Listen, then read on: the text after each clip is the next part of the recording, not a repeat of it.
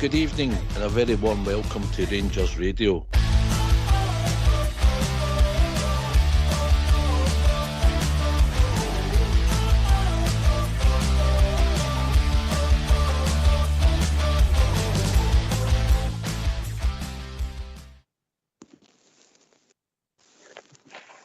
Hello, good evening, welcome to Rangers Radio. Join myself, Oxchair, on the show this evening.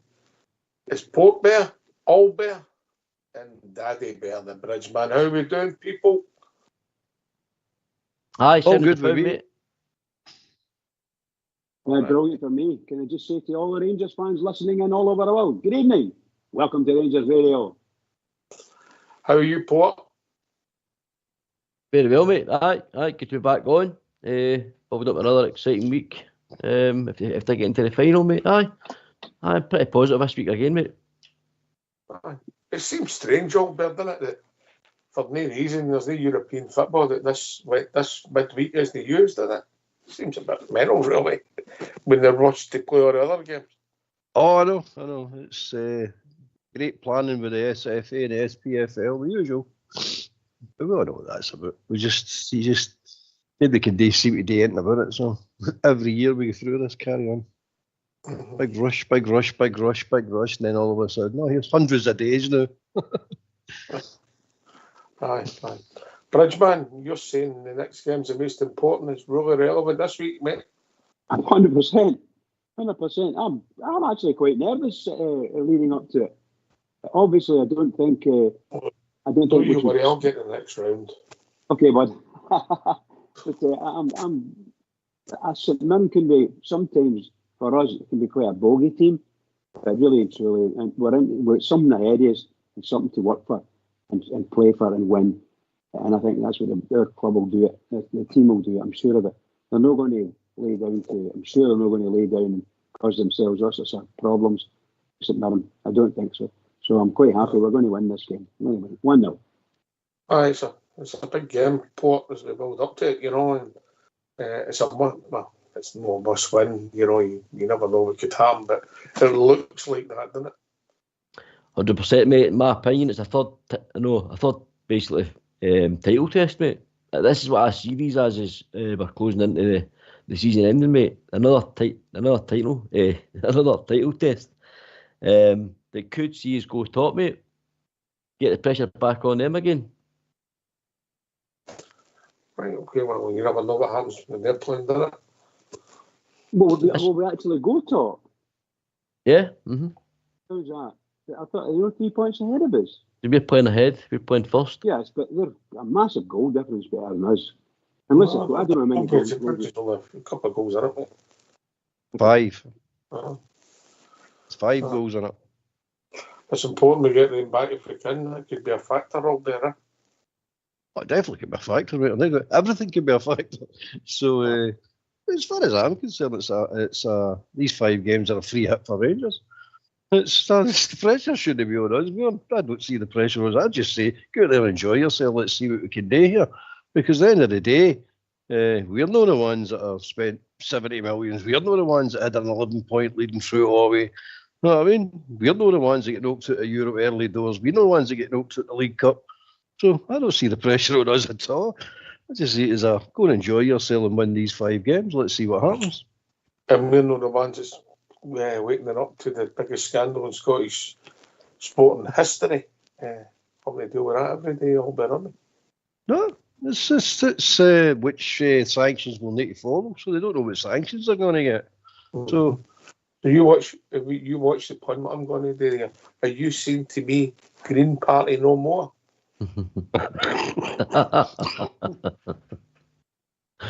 Very good, I'm going to call. It's up with him, Port. Really finished him off, mate. I was slowly. Oh, Becky'll find me well. She'll see me all right if I'm up still. Oh dear. I'm back. Sorry about that. Oh dear. I think a few of them are going to get into court and fits, by the way. Once the court's got a finish for them as well. Anyway, I digress. But Listen, it's a big game, big, massive game, Bridge. You're right. And just quickly, Port, just want your views on the performance in the semi-final. What your views were overall, mate? I think, flattered to see. I was kind of disappointed with Hearts, Oxford, but then I sort of flipped it and went, for the previous week when I was on, when I was flat and I was like, how do we get out of this? To a performance like that, and I said to you it was about the character, it was about the reaction for me, and I think we got a reaction definitely from the squad. I think Balogun was outstanding. I get a man of the match. I think as a team and as a unit, they look much better, without being back to anywhere of our standards we expect. But we made Hearts look pretty ordinary at times, mate, if I'm honest. Aye. Once it was finished, I thought it was comfortable to win the second goal, but when you're one up, you're always nervous. So Bridge likes that. He enjoys it. He's got a bit of the Sado in him, Everybody else likes the second goal. He just wants his thing 1-0. This was a correct score. You become I become very, very happy. Once you get past the 60, 65 minutes. Because all we need to do is, if we've held out for a while, all we need to do is continue playing the way we've been playing most of the game. And maybe some substitutions are going to come in and help us out, I love the tension in it. Sorry, boys, sorry. Mm-hmm. Albert? Oh, well, I'm going to disagree with Bridget. I don't love the tension of 1-0 because your defenders are quite capable of a brain fart. Most of them, you know what I mean? So you're sitting saying, 1-0 and you're watching that clock going, just nobody's done anything wrong yet. But you're sitting saying, please, don't do anything wrong. But no, I prefer a comfortable 2-0, 3-0 or whatever. But it's Sunday's game. It was a few of the players turned up. That's simple as that, mate. A few of the players, they all turn up, but a few of them turned up. And a few of them had half decent games as well. So I was happy with Sunday. Very happy. All right. I think one of the talking points, now that we've had a week to train, your knocks, see where we're going, is Port Bear, who the centre back pairings will be the next game. That'll be an interesting feature when the manager announces the team.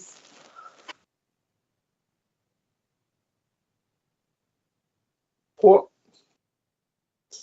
Aye, mate, definitely. I think certainly Balogun's performance has definitely given the manager and the rest of the squad a sort of what's going on here? Because for a guy that's not played since, I think was it February? I think he played a first, competitive start. To come in for the cold the way he was, and he was outstanding. He didn't look like a guy that's 36 years of age the way he ran about that pitch. You're worried at times, don't overstretch, don't want hamstrings going or any wee tears or that, because he hasn't played. And his match sharpness seemed to be fine, mate. And he was thundering into tackles, he was stretching and sprinting, chasing every ball he could. And I must say, I was hoping I'd see Suter on the right side and let Balogun stay on the left side of the defence. But it worked. Suter, I think we're still getting to see best of him either, mate, because I think he's playing on the left side. So I was hoping we'd be switched into the right so we could see him defending on his good side, if that makes sense. But certainly Balogun's definitely given us food for thought, mate, and gave the manager a difficult decision to make for the weekend. I thought he'd done really well considering the circumstances, Albert. But what's your rationale if you're picking a team, Albert? What's the centre back pairing going to be for St Mirren? I think it will be Ghost and Balogun. You think he's bringing them back? Aye. And then I think the following game he'll rotate it back to Suter and Balogun, or Suter and Ghost. And I think he's going to rotate the three of them now. I think that's what he'll do. Because yourself, see, you've been out yourself, Port, you've been out a long time, and your first game back, you seem to play a blinder. But your second and third games you're trying to catch up in your fitness all of a sudden, because the first game, the adrenaline seems to get you through. So he has to be careful with Balogun. He was saying that about Sima and Matondo when he's bringing them back into the team. You're all right the first game, really. after that, your form dips a wee bit. So we need to be careful with that, man. But on sheer form in that game alone on Sunday, Balogun gets the shot. Well, he's the first choice, and then the other two fight it out for the other shot. But I don't think. I've got a feeling he might not do that. All right. Our centre-half expert, Mr. Bridge, how are you seeing it? For me, we're going to bring Goldson back in. I think that I honestly think the last 3 weeks something was going on. I've said it quite openly. Something was going on with Tav and Goldson from a personal perspective, and it affected their game. Because some of us were quite shocked with the lack of pace, and I think it was just something was in their mind.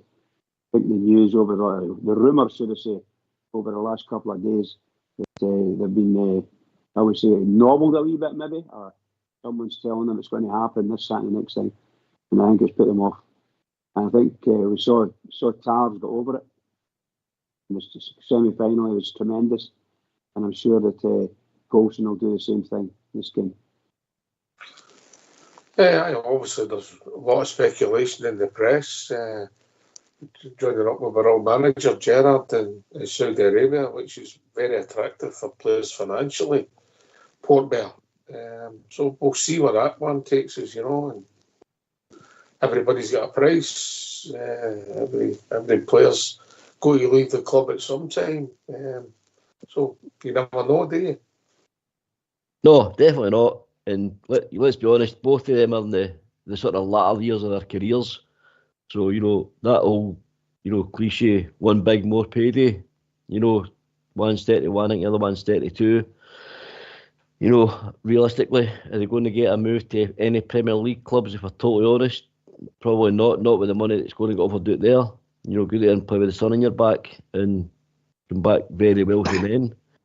So I think there'll definitely be a decision to make by both of them, if the speculation's true. We'd like to believe that Gerrard doesn't actually have the final say. There's basically a scouting team, management team, who he can recommend players, but they don't have to take his recommendations. I'm led to believe so. What for the last month they'll be excited for anything. Aye. But certainly, mate, look, let's be totally honest. Them two guys, if offered a contract, will have a decision to make, and so will the club. And before we end up losing to them for nothing, and albeit you're big on this, the player trading model, let's get something for them rather than nothing. So we invest the money. Their contract, mate. They're no assets because exactly. Oh, they're at the moment with Saudi Arabia, and that's the only place they're going to get money. We're going to get money for them. But think about it with Tav. Tav is a selling point for over there. It really is, by the way, because what they're getting, because they're trying to develop that league and bring attention of football attention, no money attention. They don't need it. They've got plenty of that. But they're trying to draw the attention of the TV and the world audience. And if you think of Tav, I mean, whoever signs him is signing a top goal scorer in the UEFA Cup. You're talking about the British scoring record for a defender. I mean, he's got a good reputation when you take it that way. And if somebody signs him, they're going to sell it that way. Unlike Scotland, they don't pick up good points like that and make it a selling point. We're never going to get sponsors or anything like that or promote our league. But I guarantee you, if he does go to Saudi Arabia, the first thing they'll be doing is pointing out all the assets that the boys, all the achievements that the boys done over the last 9-10 years, which is phenomenal if you think about it for a fullback. I'm going to put the threes on the spot here. Right, obviously this is pure speculation. What we've heard the last, I would say maybe 3 weeks in the press. It's a yes or a no answer. Do you think it's likely to happen that these boys won't be with us in August and playing signed in Saudi Arabia? Yes or no, Bridge? I think yes. I think they'll go. Albert? If the opportunity is there, yeah. What? 100%, yep. All right, okay. All right. What about you? It's funny how the stories broke just when we got to call me cynical, the stories broke just as we got to a title running. Mm-hmm. I can't get by the cynicism. Albert? Oh, aye. I mean, it's obviously there's got a bit of naughtiness in there as well. You know what I mean? It's always the same. They're every dirty trick under the book, in the book. You know what I mean? So I wouldn't be surprised, mate. But I really do hope it's true, because the two of them deserve a good payout and a nice end to their career. You know what I mean? It'd be a nice end to their careers. Let's be honest about it. But again, you might be right, mate. You might be right. Just try to unsettle the squad, unsettle the team. It shows you how confident they are, innit? When they're going to go into all these games to try and win a league. They're supposed to be the best team in Europe, weren't they? Best club in Europe, best team in the world. My ring. Port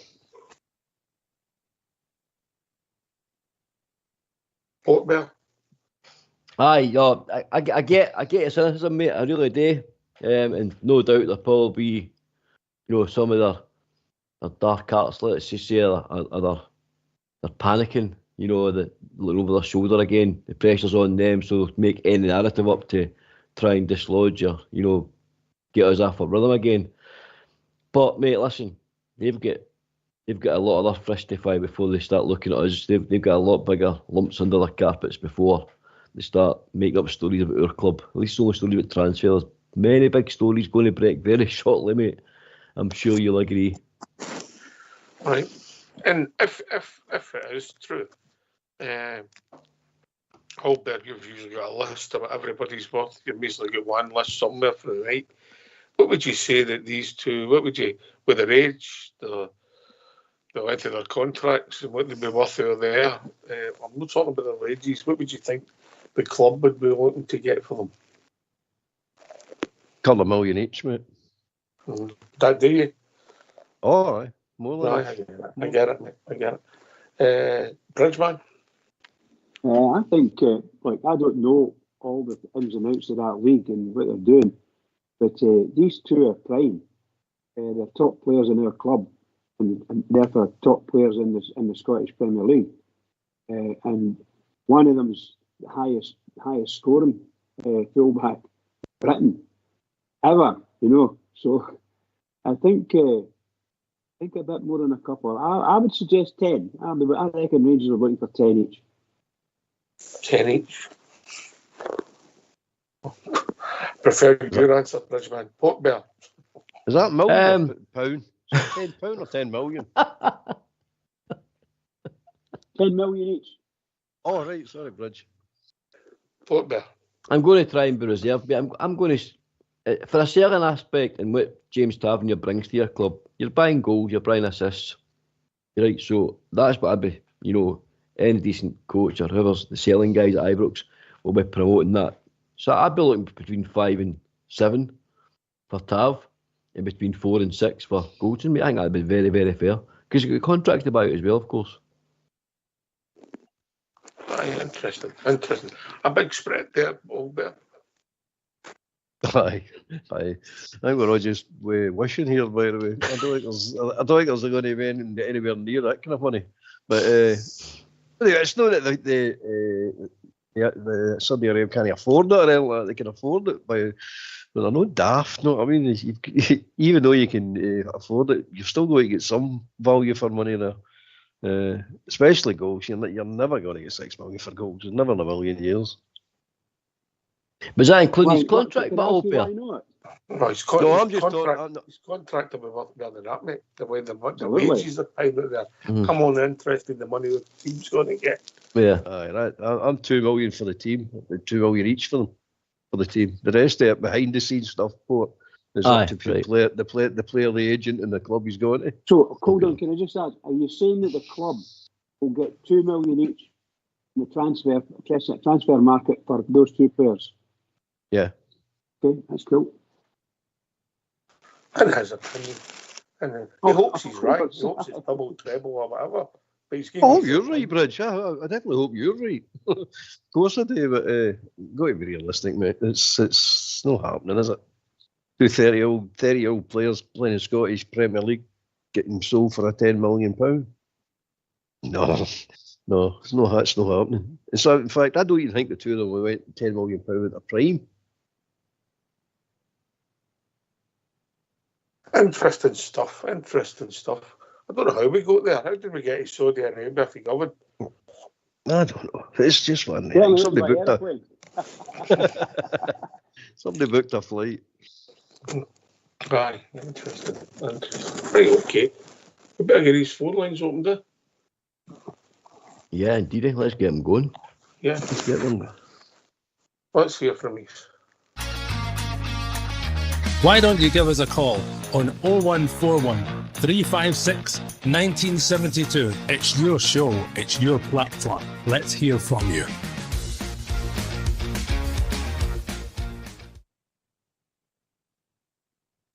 Okay, what we're going to do is are we tasks to think about, gentlemen?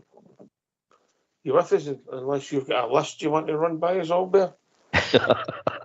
One of these lists. What's up? Tell me what you're doing first. No, I know you've always got a list in your pocket, mate. There's always a list, mate. There's always a list.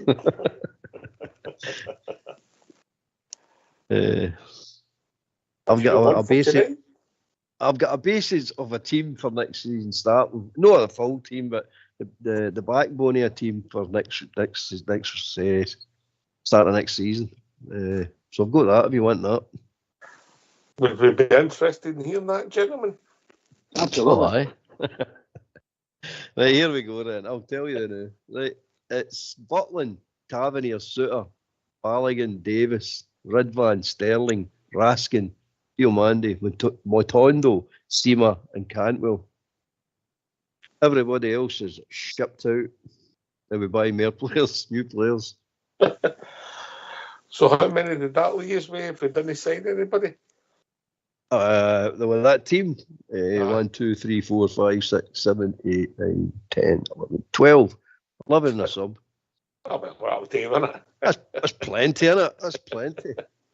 We'll go through them in the first two games, by the way, where injuries are. So you're telling me you're giving Balogun a new contract at his age, Albert? Yep. Are you basing that in one performance with adrenaline at Hampden in the semi-final? No. I've always So rated him. You would have gave him the contract extension on Saturday when he's yeah. Aye, definitely, mate. Based Definitely. on what before Saturday, Sunday's game? I just think he's a good standby, mate, and he's no problem. There's no hassle, no professional, and he's always ready to play. He very rarely calls off injured or anything like that. When he's always there, whether he's on the bench, whether he's in the stand, doesn't matter. And I think, and it's already been said. I didn't know, I wasn't based on that, but it's already been said that he's brilliant with the young boys as well. So, I think I would. Lundstrom, on the other hand, no. Why? Because he'll slow down. His position dictates that he needs to keep a bit of pace and a bit of stamina about him. Whereas Balogun, a bit of pace, but it's not every game he's going to be playing. Lundstrom, on the other hand, is going to be playing majority of the games, and I just think Lundstrom slows the team down. That's why, plus his age, you're not getting any sell-on value. Balogun's no on big wages. That's the reason I would keep him. I know the model. I know the model we're trying to get to, but there are certain exceptions to every rule. You know what I mean? Mm-hmm. I like Big Balogun, but I'm just saying that he hadn't played a lot of football for us, and I don't think he'd been on the radar for a new contract. And if he hadn't come back in the team and had a good game and at the weekend, I get your rationale, but that would be my thoughts. What better than Bridge? In regards to Balogun, mate, in regards to contract, I understand Albert's sentiment, mate, and I do think he's done. You know, he's been very, very good for the club. I thought we made a mistake when we let him go last season. I thought it was a massive mistake at the time, mate. I thought it was a huge mistake because even back then, I felt, apart from Helander, who was obviously made of chocolate, he was still probably our best defender and probably the quickest. If I'm being totally honest with our centre backs, he probably is still the quickest now, actually. But I'm hoping next year that'll be one of the priorities for the club, is to get new centre backs into the club. And you know, I wouldn't be totally annoyed if they did, like you're saying, I presume it's just a year extension you're talking about. Giving the big man a year, just to allow these new boys to, bed in. He's got a lot of, love for the club box share. I know sometimes these guys will put up to the cameras and stuff, but it's all about point to do it. When he's on the bench or when he's on the stands, he never looks unhappy. He doesn't look as if he's moaning all the time and groaning and, winding people. I'm not playing, I'm doing that, I'm not getting this, I'm not getting that. He just seems to be one of these guys, a genuine nice guy in football and a good guy around your dressing room. Good experienced player, mate. And as I said, he's still the quickest centre back at Rangers right now. What are you thinking, Briggs? I'm a big fan of Balogun in general, so I'm an easy convert to people saying that he's really good. My biggest problem I've got with Balogun, I don't see Balogun as a leader, but I do see him as a really good sort of wingman on the pitch, and that's what he proved at the weekend there. Really, really good. But we had a centre-half pairing that there were no leader between the two of them. But I think Goldson is a leader, no matter where he plays, if you follow what I mean. And I think him and Balogun have done well before. Quite sure they'll do well again, up until such times as Goldson goes or whatever happens to him, or they're out of contract.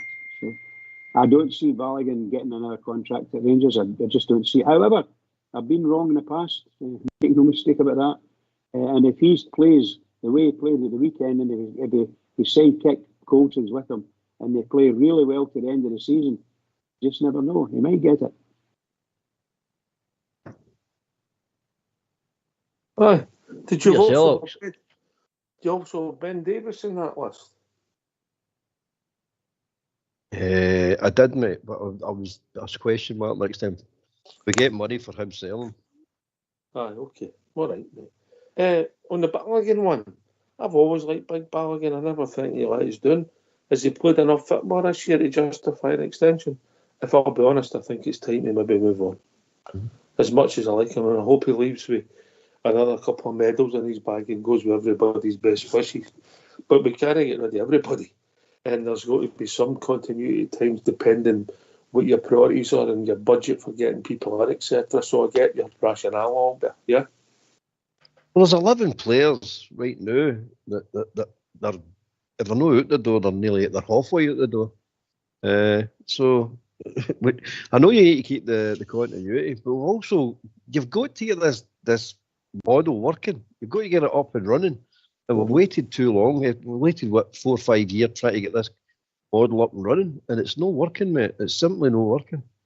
And now you've got what you're doing now, you're going to probably have to go quite severe the following season, because Dessers and them are 20 in their late 20s as well. So you're going to have to go through this again. And that's another one. If anybody comes in for Dessers and that type of player not at that age, they've got to go.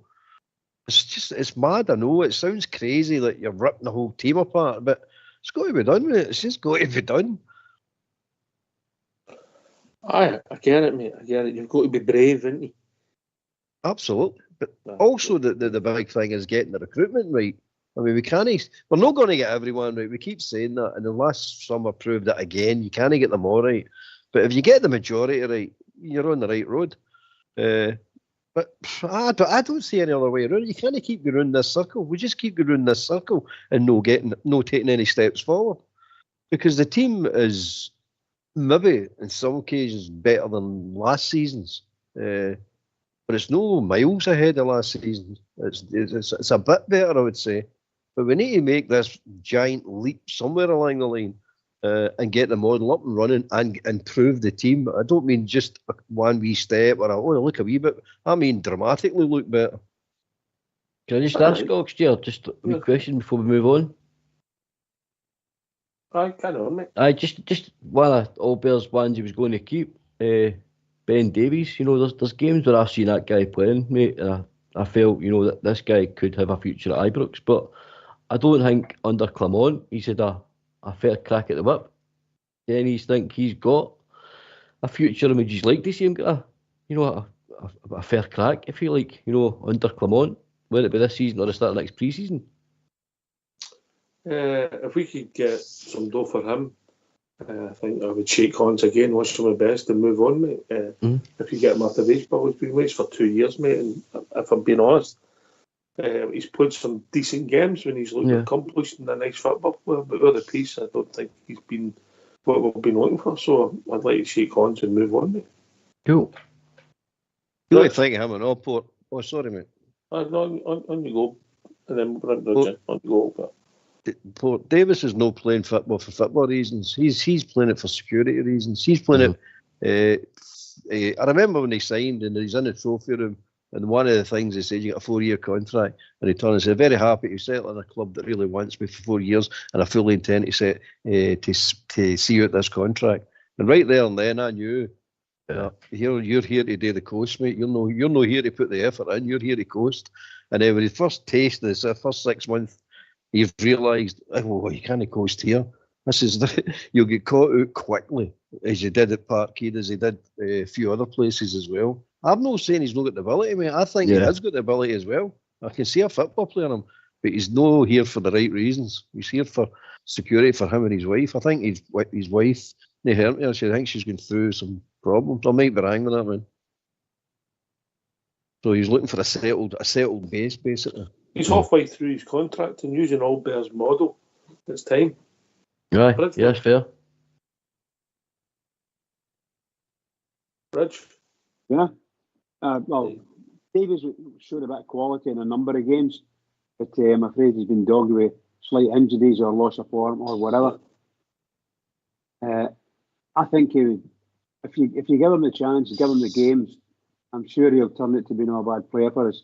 Again, if you need to play him alongside someone who's good, you could have Balogun in there at centre half, or you could have Goldson. And I think either of those two would help to bring that guy on. Because I think he's quite a good player. Obviously, he's got the faults of Rangers defenders, so he goes up the park and sometimes gets lost and things like that. But I think he's got good qualities. And I don't know if he's got enough good qualities right at this point in time for the manager to offer him a new contract if it comes up that way. But did I hear you saying 2 years? Did I hear you saying he's got 2 years left in his contract? Aye. Well, that's it then. It doesn't really matter. It doesn't matter what he does. Mm-hmm. So I doubt very much. Carry on, Rich. No, please. Based on your sort of model, Albert, this is the time to get rid of him, because if we get to this time next year, he's only got weeks to go before he can sign for somebody for nothing. So player trading, it's time, isn't it? Well, see the 2 year bit. The 2 year bit, the way I look at it is, if you want the player to stay and you like him, you offer him that extra year when he's at the 2 year left of his contract. You offer him. But the players that you don't want to keep, you just say to them, it's time your agent look for a new club. We want to get some money back on you. That's just a fact of life. Now, you pointed out many a times that the player can just sit there and see his contract out. That is a fact. But that's a fact, right? But we've still got to do it, mate. And before they sign the contracts, this needs to be built in, that you won't be asked to leave after. You've got to be brave. Aye, but you've got to do it to the players when they're signing the first contract. You don't build it in after they've signed the contract and then try to add a new variation to his contract. What I'm saying is, when he's signing contracts, people are signing 3 year contracts. They should be 3 year contracts, mate, no 4. Should be 3. And each year you can get an extra year if you want to keep them, or if you're trying to protect yourself. But you shouldn't be in the position that you have to protect yourself. It's just a question that clause should protect the club and give the club enough breathing space to sell a player if they want to sell a player. You know what I'm saying? Or they want to keep a player, they keep the player. At the moment, you've got players out of contract completely. They're going to walk away for nothing. Too old. There's players too old that are not going to get anything for them. I mean, this is a recipe for disaster, the way we've been doing this over the last 5, 6, maybe even 8 years. It's just a recipe for disaster. And every year we go through this. That's why I'm saying it's going to be radical now. It's just going to be win, lose or draw the league this year, win the treble, whatever we do. It does not matter what we do. We still have to go through this. If you look at the Ridvan Oxlade, if you look at what happened with him, January we all thought we man was maybe going back to Turkey. And if you remember back to the weeks on the show, but I just come back on again, I'd been asking for weeks and weeks and weeks, months, give this boy a crack, give him a crack. He needs games, he needs a bit of continuity, he needs to get in that team, into that settled back four, because I did think he'd have something to offer.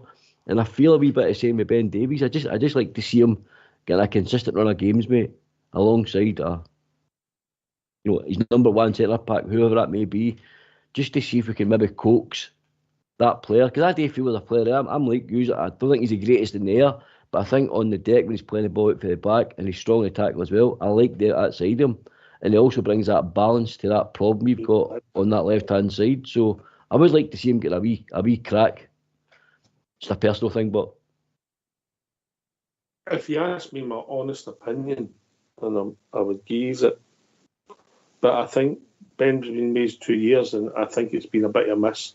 If we get money for him and we go off the wage bill, I think that would be the one of the poor trading models for Albert. Yeah, and you move on and you're looking to bring somebody else in. He has got positives. The left foot sided, but they don't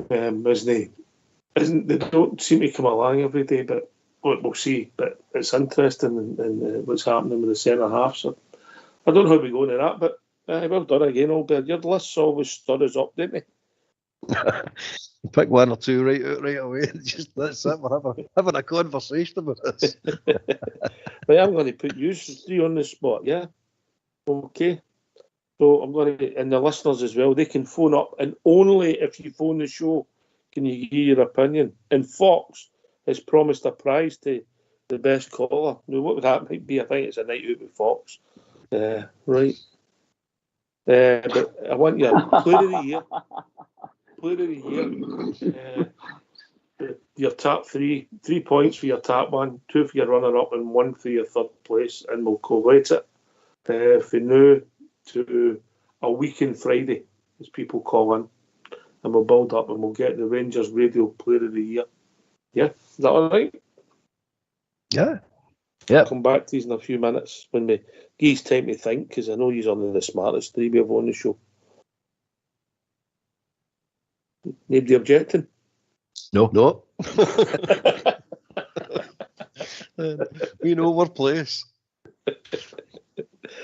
All right. Be interesting to see how different people see it. We'll be joined by Rab. Evening, Rab.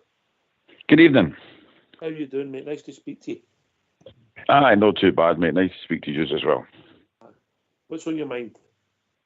Aye, basically, I was just tuning in, listening to the show. Then you're talking about the Rangers team and that, and what we can do to rebuild it, and do we have to start again, and players we're bringing in. Is it the system, all the rest of it? I was just kind of listening, in my opinion anyway. I think basically what it is, what we're lacking is leadership on the park, and we don't really have that voice on the pitch as in the captain. We don't have that leadership on the park. Now, we've got our captain there. I've noticed this quite a number of times, but when I saw James Tavernier in the tunnel at Dundee taking a sip every 5-6 seconds, and he must have had about 15 to 20 sips. The guy was a nervous wreck. Now that's him before a game, an important game, going out like that, and even out the pitch, get round the players and pump them up and get them going. It doesn't even do that. Now, these wee small things and this leadership on the park as well, that all contributes to all this. So for me, and as you very well know, guys, we need a very good captain, a guy that's going to lead the team, it's going to get them pumped up, it's going to get everybody going. They, for the other side, they all do that, and the team all kind of connects and they all kind of play for one another. There's a bit of that that's missing for me. And not only that as well, we're lacking in the physical side of things as well. We're not physical, and especially in midfield. If there's somebody out that part that we want to crunch, there's nobody on that part that will do it, you know? Plus the fact as well, leadership, physicality. And if we had a decent striker, that league would have been byway months ago. So all these, I'm saying wee things, but they are big things, is probably lacking in that Rangers team. It's what we had in the past. That's what we had with leadership, with physicality, and with brilliant strikers. This is sadly lacking nowadays, and that's my point. I'll take them one at a time, if that's all right with you, Rob. Absolutely. On you go. All right. Yeah, we'll start with we'll not go right on to the captain one. We'll come to that second. Yeah, but Port Bear, I want to bring you in. I think good teams need a ball winner in the middle of the park. And when I say a ball winner, a guy can get the ball and can play as well, yeah? And for me, we've got him there, Port. He's there, and he's been playing at left back. That's my opinion. Port, you played in there. Thoughts? Aye, all right, how you doing, mate? It's good. Fair comment, Oxtear. It's in my notes for the show tonight. I'd mentioned this, and I basically put down, it's been a long while since we've had somebody. And I get what you mean with Dujon Sterling, being that physical aspect, but we raved a bit more here a few weeks back when we said, you mentioned Oxtear, we stumbled across something like Fernando Rickson moment when we moved Fernando Rickson for right back into centre midfield, and he was a revelation in there, Fernando Rickson, and he was a leader. Yeah. And he was, a powerhouse in midfield, got box to box, could score goals, made a tackle, giving us everything that a Rangers central midfielder should do. We need a real specialist in Oxford, in my opinion. We need a specialist, a guy that's going to dictate, control games, dominate the tempo we play at, whether we're going to play quick through the midfield, or, just somebody that just grabs the game by the scruff of the neck. And the last one that I can remember, and let's be honest, he wasn't the most physical, one of your guys, Oxtear, but he was an absolute brave leader in the middle of that engine room, Stephen Davis. Somebody of that ilk. Yeah. That's what we're wanting, somebody that's going to command the midfield. They don't come out. The last one I remember that played like Stephen Davis was Oxtear, mate, so they don't come out often, But you get what I mean, though, Oxtear, don't you? You imagine somebody of that ilk, alongside Dujon Sterling. You know what I mean? Somebody that's going to do the hard battling with him. But we need a real specialist in there, mate, in my opinion. A good central midfielder, anchor man, maybe what I call him, defensive midfielder. We just need a specialist, mate, that really dictates our midfield and how our team plays. We've always had them. Mate. Trevor Stevens, even Pedro Mendes, Barry Ferguson. There was always somebody in there that was just driving that midfield constantly. Yeah, that's it. You had five, not just that, but you had 5 or 6 captains, on that park. Now, for me, of recently, all I can hear is the keeper, Jack Butland. And he is, you can hear him, and he's doing a lot of shouting and, trying to get the guys going and all the rest of it. You can't have a captain who doesn't say very much, doesn't get them motivated, and this is happening now at a crucial part of, at this stage of the season. A minute before kick-off, and he's not even getting round any of the players to get them pumped up. That's your captain. I'm a wee bit old school in football, but I think you need that back. You need to get that gel back, and you need to, and things are going down, whatever, and he needs to lift the heads, and he doesn't do it. It's just, for me, he's not. I think he's uncomfortable in that role now, to be honest with you. I disagree, mate. I think he's not played well for a couple of games, but I think a lot of the time he leads by example. And if you watch him closely, he is encouraging, and he's a lot of bursts up with goals on the park constantly when we're playing well or playing bad, and you see him encouraging. Is he the best defender I've ever had? No, he's not. No. But his stats are unbelievable, and I think he leads by example. And yeah, that's right. I am. Just wait, mate. I'm sorry. On you go. No problem. Albert, in you come. I agree with you, most of your points there, man. I'll go with the Tavernier first, if you don't mind.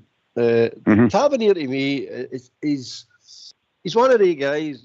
He comes across really nice guy, no doubt about that. He's a great ambassador for the club. So as a captain point of view, an ambassador, I think he's superb at that. And I think he's also superb at seeing any new players coming into the club, making them welcome, showing them about, getting the connections with other, like 2 players, 3 players together, going, they probably make a nice wee pal circle type thing. I think he's brilliant at all that. On the park, he's not that type of player, he's shouting ball. He really isn't. He does stay his fair share of goals. I think he just argues with him for the argument's sake. You know what I mean? But he does lead by. He does score some good goals, mate. He does. There's no doubt about that. Whether they're vital, I was going to say vital goals. He has scored a lot of vital goals for Rangers as well. leading goal scorer in Europe, which is no mean task, by the way. I think that gets underplayed too much than that he is. It was some achievement for the boy to do that.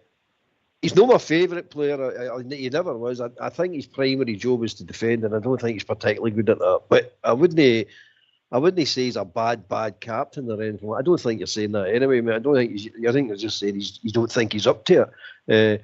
But see, the other points you were making, I agree with you totally on them.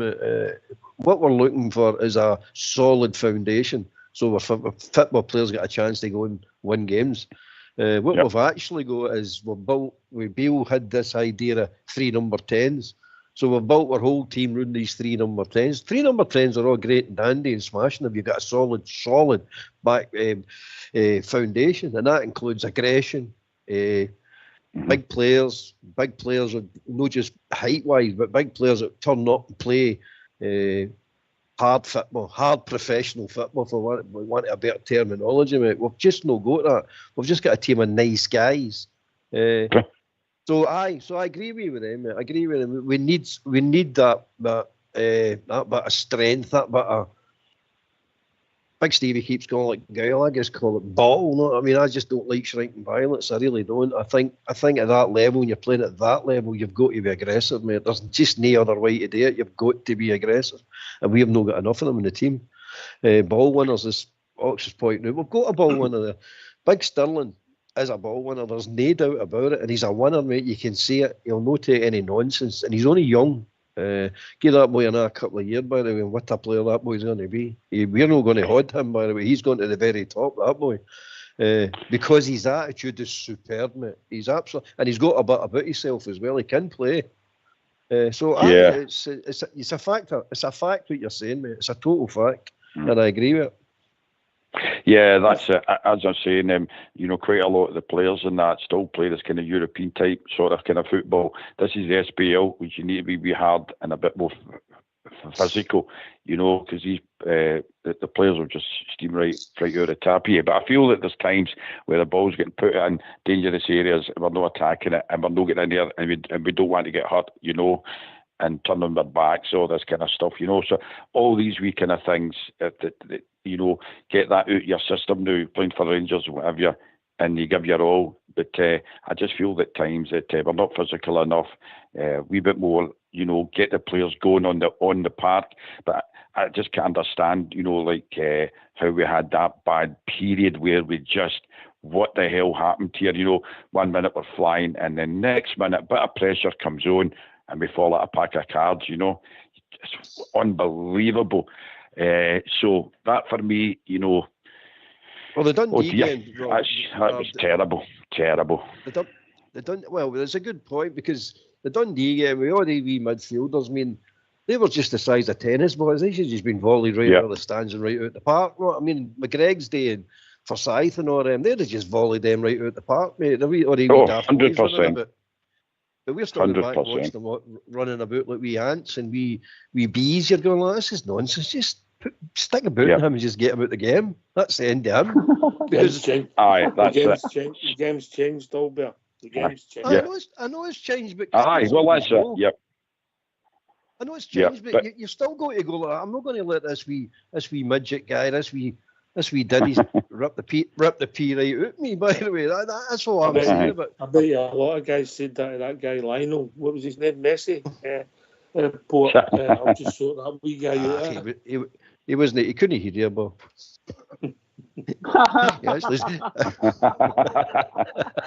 You still buy him, but you know what I mean. He actually scored the Champions League final where he's the exception. You know what I mean? But you know what I'm talking about. So I don't think we disagree with what we're saying in midfield players, and we need a blend in there.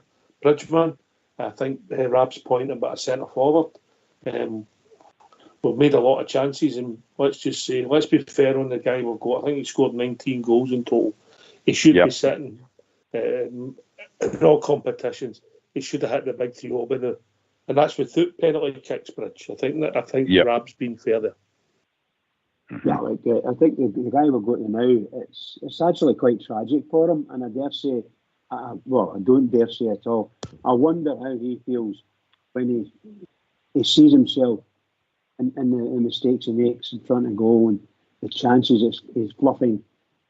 It's quite terrible, actually, to be honest, for a centre forward. However, other ones have done it and come away with a lot of kudos. Scored a lot of goals. If he can continue scoring goals, then I'm not going to criticise him too much, other than to say he could score more. He could double his figures if he puts the ball in the net. The easy ones, just put it in the net.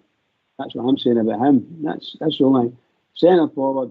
Obviously, if this manager puts up with his misses all the time, then I think the manager's going to end up getting thrown out. You know, it's just incredible to watch it in your own eyes and watch someone do that, and you think, what on earth are they doing? You know, it's not the amount of misses, Bridge. It's when you miss them. Oh yes, of course, and everything about being a centre forward is all about in there, on the spot, put it away. That's what it's all about. McCoy's made a fortune at it, and he wasn't the greatest football player in the whole world, Alan McCoy, as we know. But he had a heart as big as a house, and my goodness gracious, he could put the ball away. Wow, that's me. I agree with you, Oxford. You know, to get, you know, people have written him off so many times this season, and we thought before Clermont come in that was, you know, his days were numbered. We're sitting now and he's scored 2 goals a semi-final. You know, he's 19 goals for the season, and people will still probably try and brand him a flop. But you know, one thing he's shown me, mate, since all the times that we've written him off and we've slagged him, we've laughed at him on here, you know, he's been on the back of newspapers getting laughed at as well. You know, mate, he shows some mentality. I'll tell you, see for the absolute pounding he gets, and he's said it on TV that he's read it, and he's seen some of the haters what they've wrote and what they've been saying. He still shows up, mate, and he still shows for that ball, and he still gets in positions. Like you're saying, see if he can just be learning to be a wee bit more clinical in front of a goal. I tell you, you will have a goal machine in your hands, mate, because some of he seems to score the hard ones that he shouldn't score. I mean, his first goal at the weekend was outstanding. The way he's chopped out his other foot and then his bad foot, go back across Gordon, who's a very good goalkeeper. You know what I mean? So I like big Cyril Dessers, mate, but I know you just can't like a guy because he's a nice big fella. But all I'm saying, mate, is if he keeps getting in them same positions and keeps that mentality in check, where it's not going to affect him, these misses, because sometimes it's like he misses a chance, don't they? And they fall out of the game, but he doesn't. He keeps showing. He keeps making the same runs.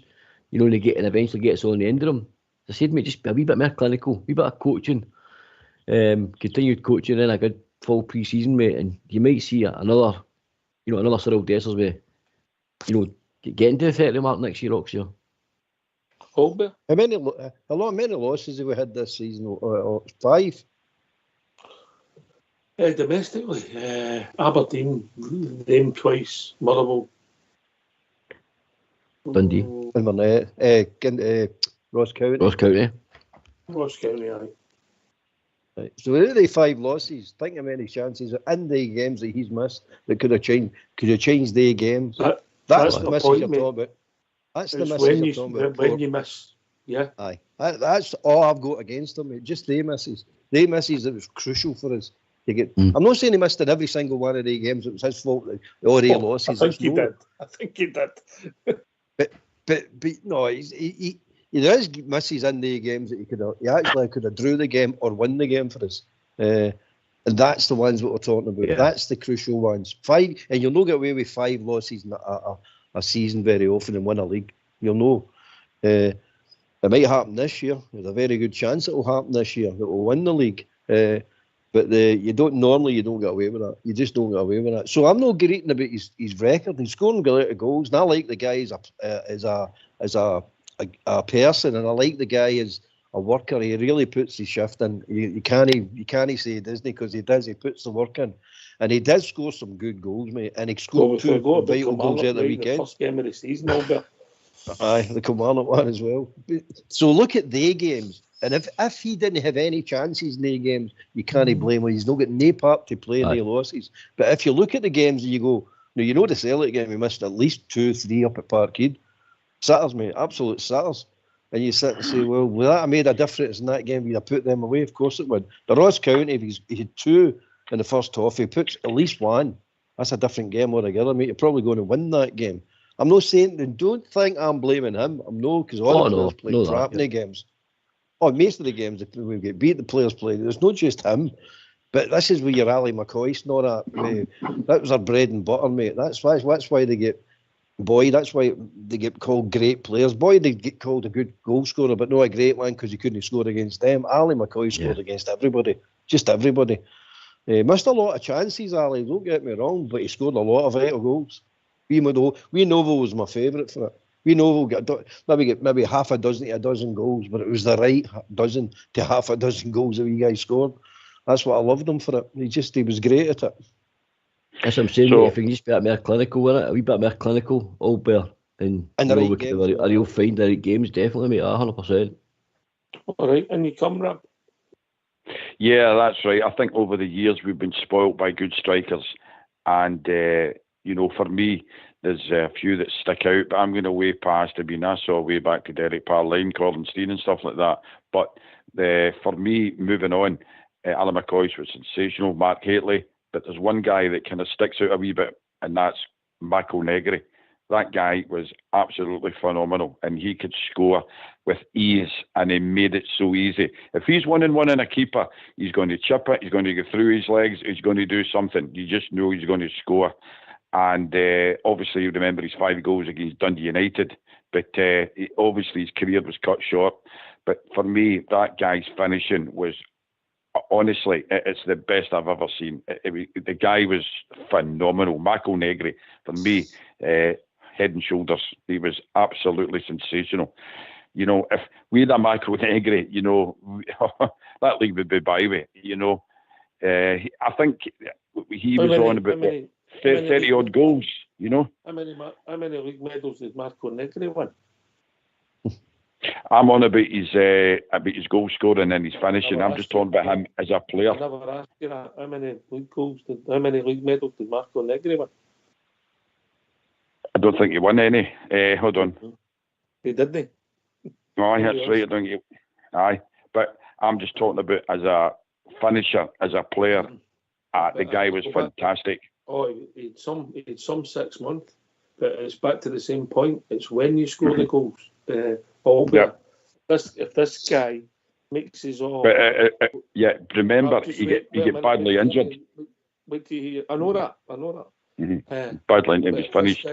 If this guy comes in and scores the goals in the running, we're centre forward now and has a runner for him now. I'm not saying he will, and if he does, he could turn himself into a legend all better. Absolutely, man. If he scores in all these games and wins and plays his part in winning all the games and he's scoring vital goals, I'm not saying them all, some of the games. Oh, definitely, mate. If you take your hat after the guy, definitely. That's what it takes, mate. That's what it takes for anybody. But I mean, I think it's hard. The criticism he gets is hard at times. It is really hard. But at the end of the day, he's paid to score goals and he's paid to score vital goals. And if he does do it in these 5 games or 6 games, counting the Scottish Cup final, well, hats off to him. You'd off your hat and would say, "Well done, mate. Give him another contract." Funny port bear in it, but I get the point. Albert's point as well. It's not the amount sometimes. It's when you score them and when you miss them.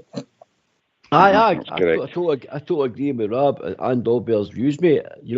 What I was getting at, we're talking about, bravery in that earlier on and being that hard tackling midfielder. What I'm getting at, the bit of bravery he shows me is the fact when he's only striker we've got Oxshire right now and we're heavily reliant on him, and all them chances that he does miss during games and the ones he's missed the weeks before and the weeks after, he doesn't get done. And he just keeps showing up, mate, and he just keeps plodding along. And it frustrates the life out me. But when he eventually gets his goals, all I'm just saying, if he adds that wee bit of clinical finishing to that, mate, and like you're rightly saying, both you and Albert, if he goes and sees this title out, or goes and scores the winner in the Scottish Cup final, what a season he could have, guys. What a season Cyril Dessers could have turned around his whole, all this heavily criticised season so far, they could turn it around, or to be him the focal point. Anyway, mental as it sounds. Anyway, we've reached that time of the evening. If you don't mind, gentlemen, put your phones or whatever you've got on mute, because we're going to have a tune. Okay, boys, and thanks for taking my call.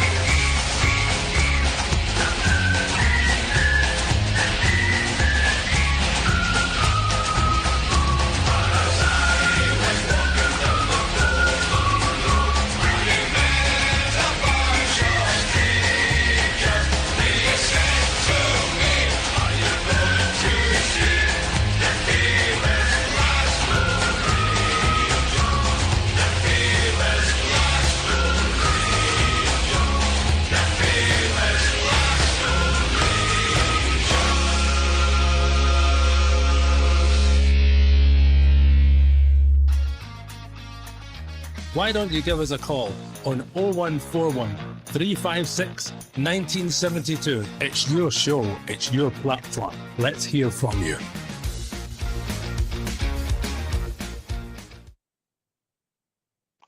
Well, enjoyed that one. My blast for the past. Right. Listen, Rabs. I think Rabs left us. Thanks for the call, Rab. Some good points there, and good. Got us going in some good debate. I genuinely think, Albert, we need a ball winner, and I don't see Lundstrom as a ball winner in the middle of the park. No, he's no. Lundstrom's supposed to be your Rodri. See that Rodri plays for Man City. No, I'm not trying to say he's going to be any as good as that. Or anything. I'm not saying that. You don't mean Rodri only fools and horses, mate. Aye, probably, mate. Aye, but that's what he's supposed to be doing for our team. What he does for Man City. Right, he's not going to play that as good as him. There's no chance of that. But so that's what you're gauging him off of, that type of player. And you look at what that boy does down there to what he does up here. Now forget about the quality of the passing and all that carry on. It's just the effort and how he moves about the park and where he is on the park. That boy's up, always run about. He's always in midfield. He's always winning the ball. He's always in the right areas of the park, picking the ball up, moving it on, simple passes, long passes, shooting when he has to shoot, blah, blah, blah. So I look at Lundstrom and he's back to that horseshoe nonsense again. And it's an easy cop out when he sits between the centre halves and he drifts back to the centre halves. You go, here we go again. He's just hiding, mate. He hides in there. And then, like the Sunday's game, he doesn't hide. He puts himself back into the midfield. And I don't know what's instructions or what it is, but he puts himself into the midfield again. Look how many balls we're winning that midfield. Look how many times we're pressing Hearts, getting the ball off the dangerous areas, slipping it through to Cantwell, who's been given a chance now to exploit his talents in the right parts of the park and hurt teams, which he did superbly well on Sunday. So it all makes a difference, mate. I just don't see Lundstrom as good enough. I really don't. I know folks will say that we're slagging players, we're expecting to go and win leagues, but at the end of the day, you've got to be truthful, mate. I mean, you can't hide the facts. The facts are the facts. But if you put we want that guy to be positive and playing 10 yards further forward and drive his own, and we've seen him there, and all we're wanting is the best at everybody from now to the end of the season, Portman. Yeah, the best version of ourselves. Aye, next 5 games, mate, that's all we're asking. leave everything at the pitch, blood, sweat, and snot. You just want, you just want them all to leave everything on that pitch, mate. Play the strength we know they're capable of. Because the thing is, we're touching on different players. We've seen these players playing at the highest heights of year through the European runs. We know, this is a frustrating part for myself, it's only my opinion. I know the level these players can get to. And the level we get to in Europe, no team in the Scottish League, if you do the math, no team in the Scottish League should touch us when we're on that form. And that's a frustrating part for me watching Rangers. I say it myself, watching certain players. I seen you that night in Dortmund. I seen you that night, John Lundstrom, to use an example, the winner he scores against Leipzig. We know the capability, of these players can give us. Give us that for the next 5 games. And let's see where the season takes us after the next 5 games. And let's see what happens next year. 6, including the final, yeah. You know what I mean, don't you? That's a frustrating thing, Oxford. We know what these guys are capable of. All right. So what I'm going to do is ask you and ask the listeners, and the listeners need to phone in, and I said the winner could get a night out with Fox. What a prize, Albert. Oh, smashing. I've done it. It's a smashing night. Yeah. So what I'm asking you is your top 3 player of the years, your top 1, second, third. We'll start with your third one, and in reverse order. This is the time to think, and I'll go to your good self first, Port. Yeah. And my third choice is John Lundstrom, mate. Lundstrom. All right, okay. Yep. All right. Yep. 1 point for Looney, yeah. Second place. James Tavernier. Right. Yep. Play of the season for you. Jack Butland. I think that could be a popular choice. Albert.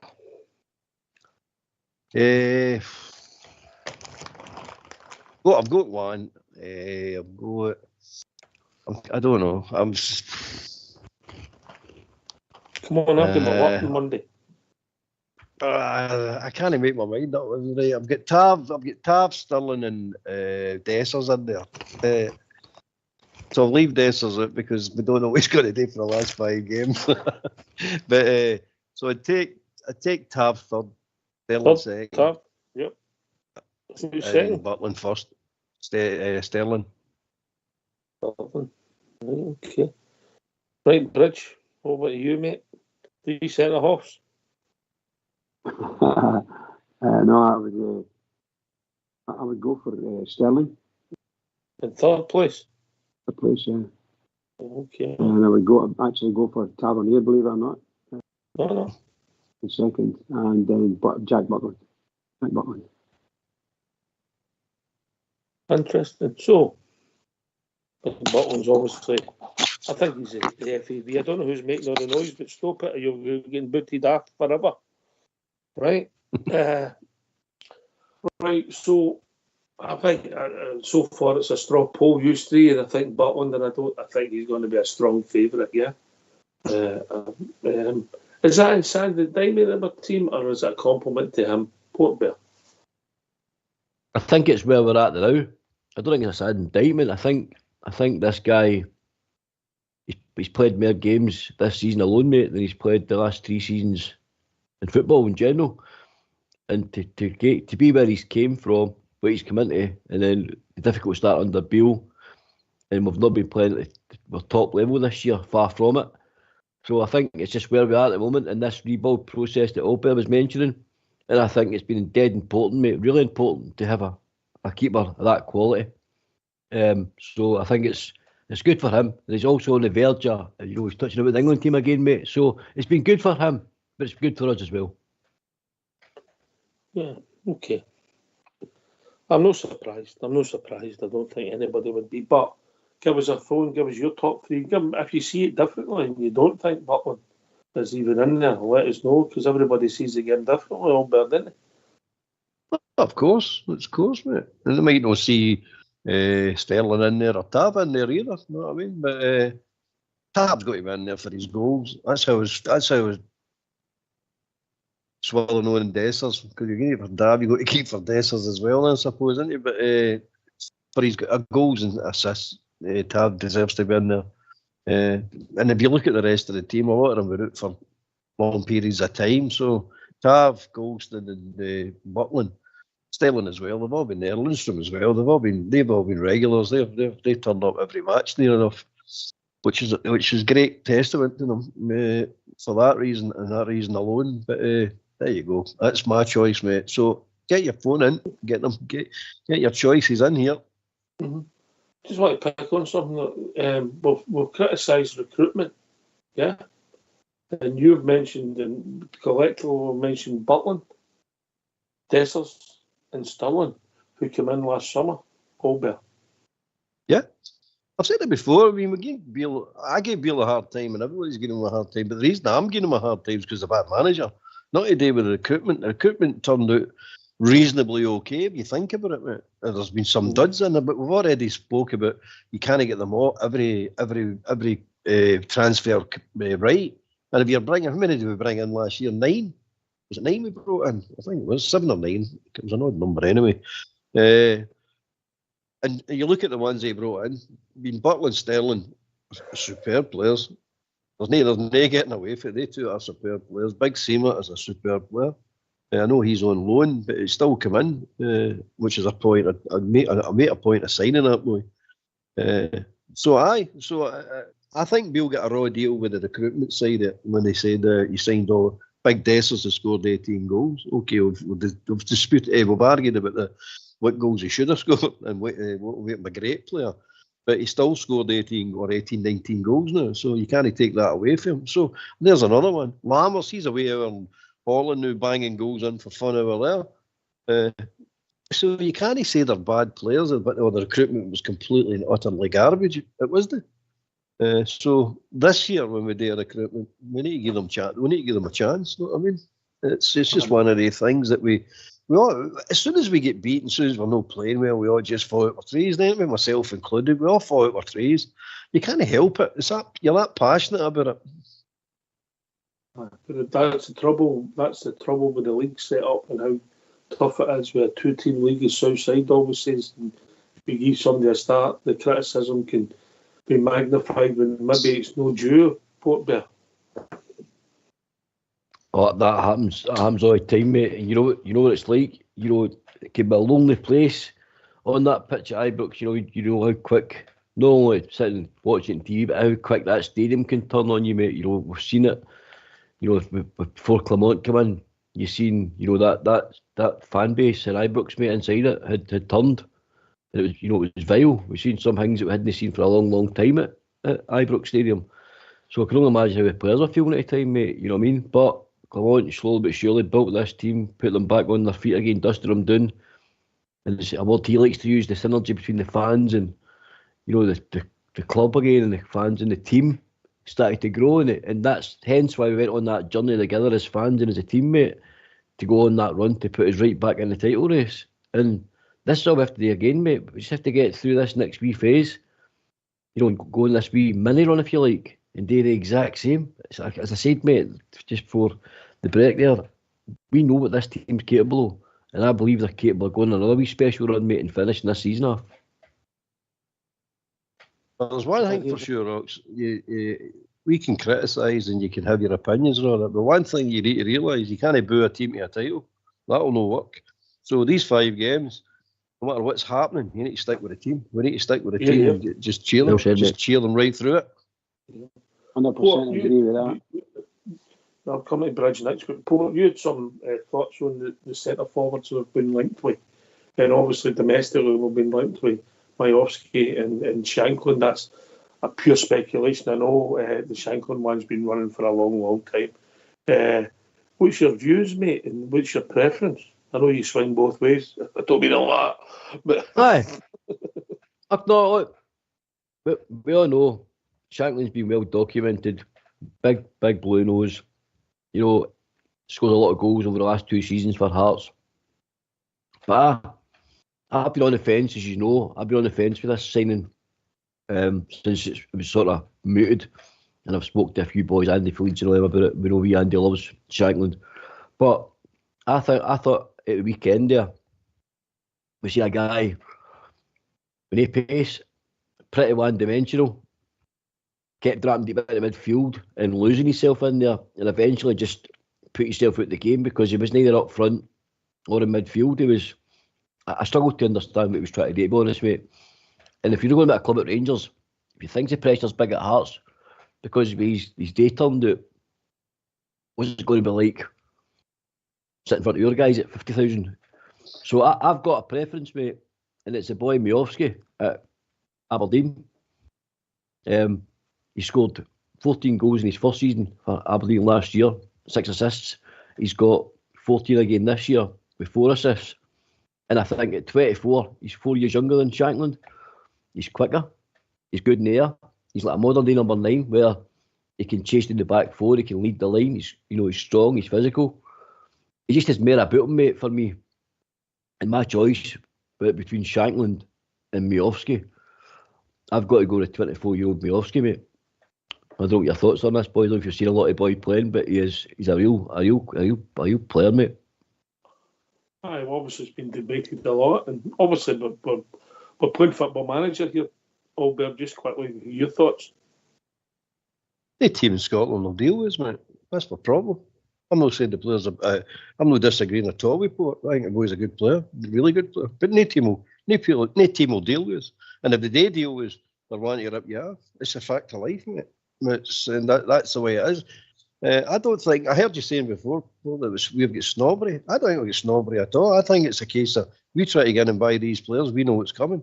It's 7 million for Ferguson. It's Miovski. It'll be 6-7 million for him as well. Shankland, they'll want 4 or 5 million for him at that age. Look, they try to sign Suter to us. They try to get, was it £500,000, £1 million, over £1 million for Suter, and he was injured. He came to us the next season. He was out for half that season as well. They're trying to sell an injured player to us for £1 million.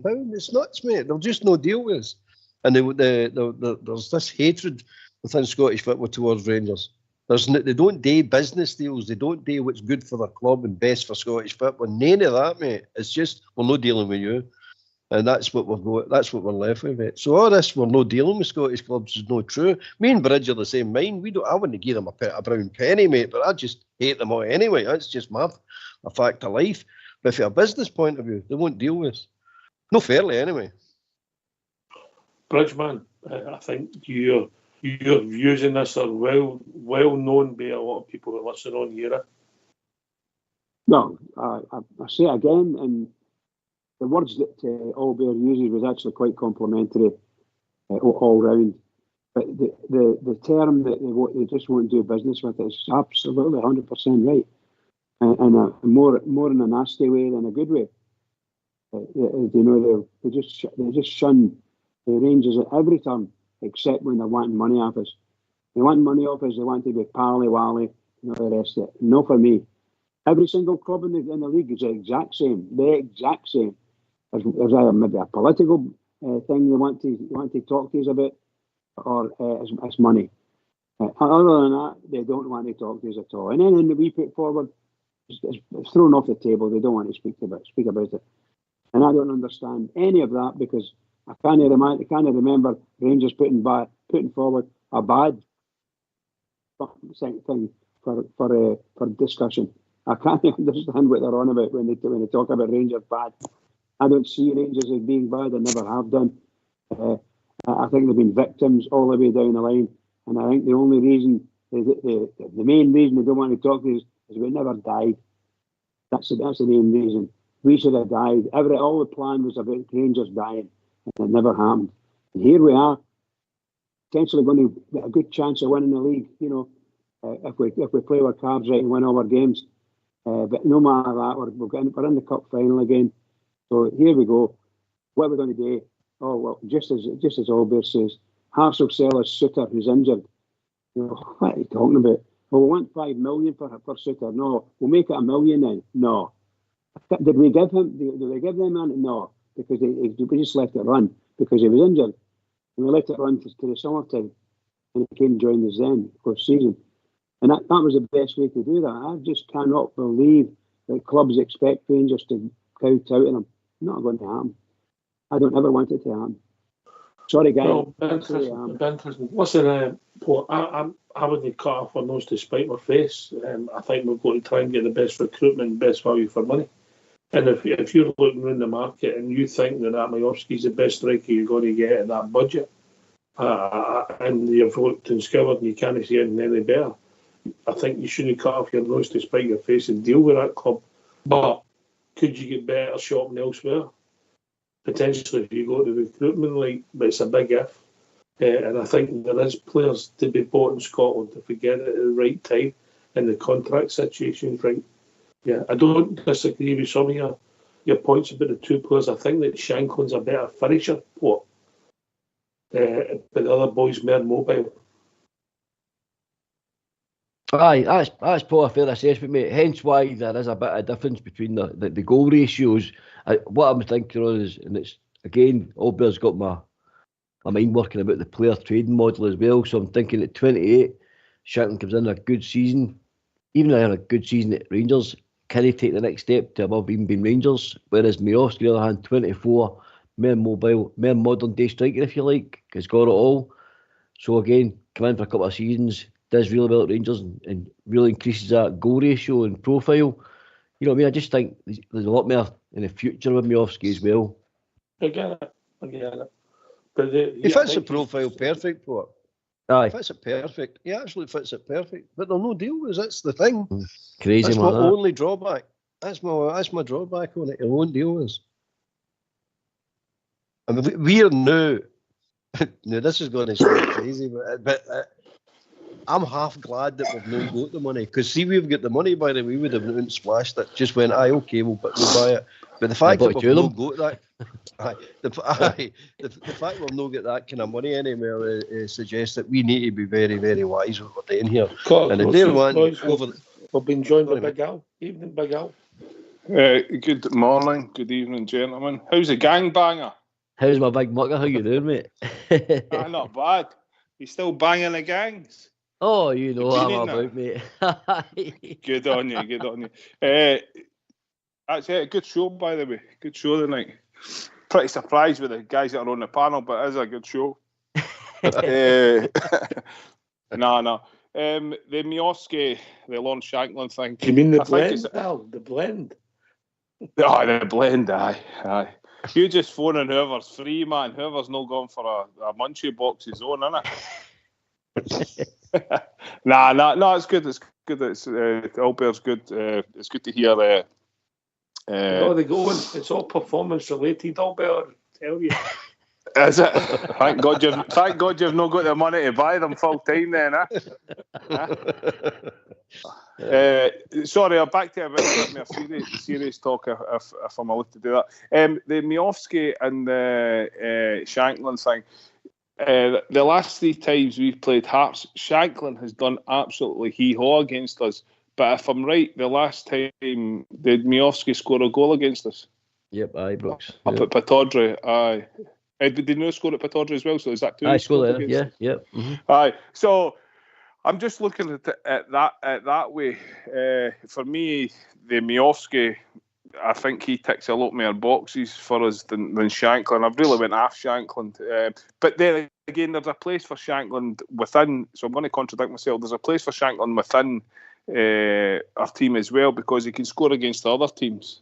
But I think Majowski's the guy that will score against the other teams, but also score the big goals like he's were referring to with McCoy and the Dessa comparison. So, yes, I would go out and get the 2 of them, but I'd be behind Majowski, just my personal, he'd be my number 1, and then I would, obviously the manager likes a bit of rotation. So you've got Shanklin there, but will Shanklin, if he's not playing every week, is he a kind of that impact player that could come off the bench? And I don't know if he is as well. So there's a lot to be thinking about there. And then just going back to the Saudi Arabia thing, if we got 2 million for our captain and Golson each, I'd rip the hands off the Saudis. No pun intended. But, see what I done there.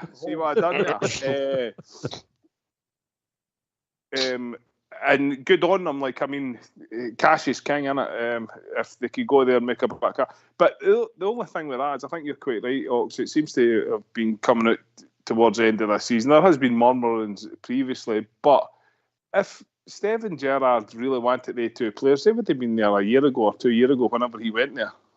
So I don't know if he really wants the players. You know what I'm saying? But if we could get money for them, and it gave them, if they could go there and get a 2 or 3 year contract on X amount of money, by all means do it. Thanks for your service, and we move on. And it gives us a wee bit of money to spend wisely, and it has to be spent wisely this season for next season in regards to player recruitment. And the player trading model thing that we're all talking about, I don't even know when that's going to start. Is that guy that was looking after the academy, he's went to fire order something now? It looks that way, mate. It's not been officially announced. I don't Hope Bid's been out of that for a couple of days, Port. Zeb Jacobs has basically been muted. He was at Man City, we're looking at him as well, Big Al. Stayed up there for recruitment as well, so I think he's got a choice to make, but it looks, the latest news, it looks like he's going to choose Feyenoord, mate, over Man City. But what does he do? What has he done that would tell me that we're losing an asset? Or Hudson, can you tell me? You've been looking all over this for a few days, and I'm getting told off your superior. So give me the answers here. Well, that's your thing, mate. In regards to what has he done? In regards to youth development, his job is to head up youth development and make sure that's working, and that they're providing players at youth level. They're going to make the next step to the big team. But they're no. Who's Who are the players then? Hence why he's maybe even been replaced then, Albert. You know what I mean? Maybe that's why he's... I mean, no. My point being is, if Feyenoord are headhunting him, and you're saying Man City have had a look at him as well, what has he done for them to look at him? If he's done such a good job, why are we losing him? Exactly. And I'm saying, well, why are they looking at him? Who's he brought in, or what has he done at the academy that everybody's went, oh, he's a man for us? I don't get this at all. I don't understand. Maybe I'm missing something. Maybe there's something more happening in the background that you don't know about. But if we're looking for, what I'm looking for, what goes in the first team is what's ready to get in the first team. And when they do get in the first team, have they really been ready? That's what I'm looking at. That's a finished product to me. That's all I see. So there might be more to it. Obviously, there is more to it. I just remember when he first came in, he had to basically rip everything up for the very start. And I mean, that's community level. So that was getting back into schools and back into, all the youth teams, all about getting everything all set up so that we had people going and watching other youth teams at all different age groups. You're talking for like under 10s here, under 8s. We're talking for that level up. It's massive big job. But what does that mean? I get that, mate. I get that. How do you set that up? You get a schedule. That school's got a schedule of football games for this season. That's it. Go and make sure you're at the games. Is that it? What is it they're ripping up? I don't understand. It's also not very good, old bear, when you come in for a year, rip everything up, and then decide to leave again. Aye. Who's looking after that behind the scenes? You know what I mean? I thought the Mulholland, the continuity, correct. I thought Mulholland had put things in place that was going to be there for generations. I thought, did we not get told that? But that wouldn't change. It can be improved on in certain aspects. We can streamline certain areas of it, but that stays in place. That's our foundation.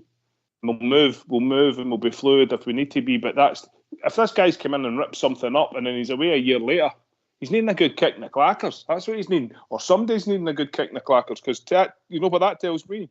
It's a waste of money. And we can't be wasting money. Aye, it's what we've not seen is we've not seen the fruits of labour. That's the reality. Correct, Ox, correct. Aye, correct. And the player trading thing, we have spoke about the player trading thing, but the player trading thing and the players that you're talking about now aren't even our players. I mean, we brought the big fella in that was left back. What was his name? Went to Ajax. Say that again, mate. The player Bassi. So the player trading with Bassi, but we brought Bassi in, and then we sold him on. So that wasn't us developing him. We're now looking at, as you said earlier, Sterling. He's gone straight to the top. I think it was Albert that quoted that. I think the guy's got a good chance of doing that as well. but he's not a player that we brought in and developed. He's also that 24. He's also 24. Aye. You know what I mean? So we're developing the players in a year or two, but where are these young players? Anyway. You